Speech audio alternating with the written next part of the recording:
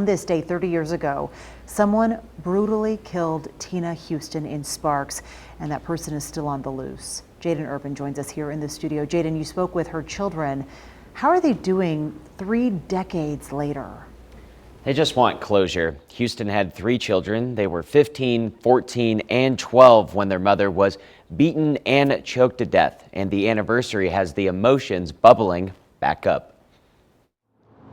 It was here at the Blue Gem Estates mobile home park off Pyramid Highway where 35-year-old Tina Huston was found brutally beaten in her home. It's been 30 years and the status of the case remains the same. Investigators spend most of the day at the crime scene, searching for clues, fingerprints, anything that could lead them to the killer. On October 28, 1995, Tina Huston was last seen by coworkers. The next day, she was supposed to pick up 2 of her kids from her ex-husband. We drove by the house, or the mobile home, I should say. No signs, no activity, nothing. On October 30th, deputies arrived to her home. They knocked on the door but got no answer.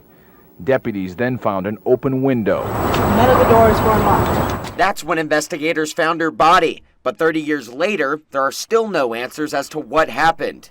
We're just looking for closure, really. Will Huston was in high school when the killing happened. He was living in Northern California with his father after the divorce. It had been more than a year since the split up. The father was questioned about the crime. As far as we've ever been told, as far as the evidence has ever led to, there's no reason for us to think that he had anything to do with her death. All 3 still have a relationship with him. Teresa says she believes he was the only suspect in the case. The son, Will, says that everyone in the family has their own speculations on who could have done it. We reached out to the Washoe County Sheriff's Office. Our request for interviews and a public records request were all denied, saying it's a, quote, ongoing investigation. But one retired chief deputy said that this is one that's difficult to crack. All of these people, all of these cases live with me. Tom Green is a retired chief deputy with Washoe County Sheriff's Office. He started looking into the case years after it happened, but had access to the detectives to get a feel for the case. He set out to organize the unsolved murders. This case in particular stuck out. When I say it was horrific, it was really horrific. And it was one of the worst things I've seen as a detective.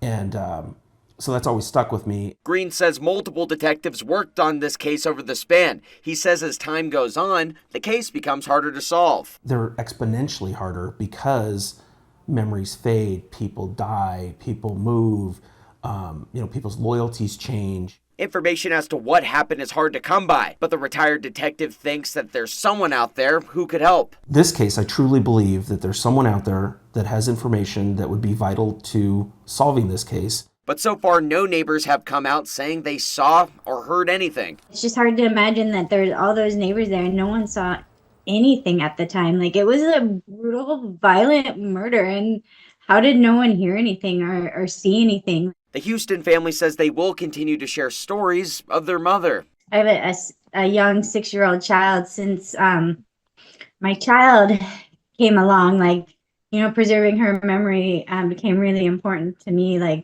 I don't want my son not to know his grandma.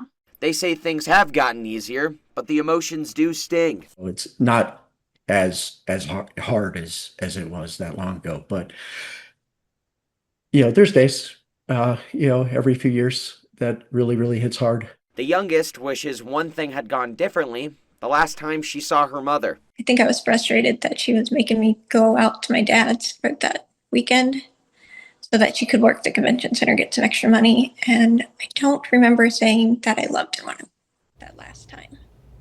If you have any information about this case, no matter how small the detail, call Secret Witness at 322-4900. Covering Crime Beat, Jaden Urban, 2 News, Nevada.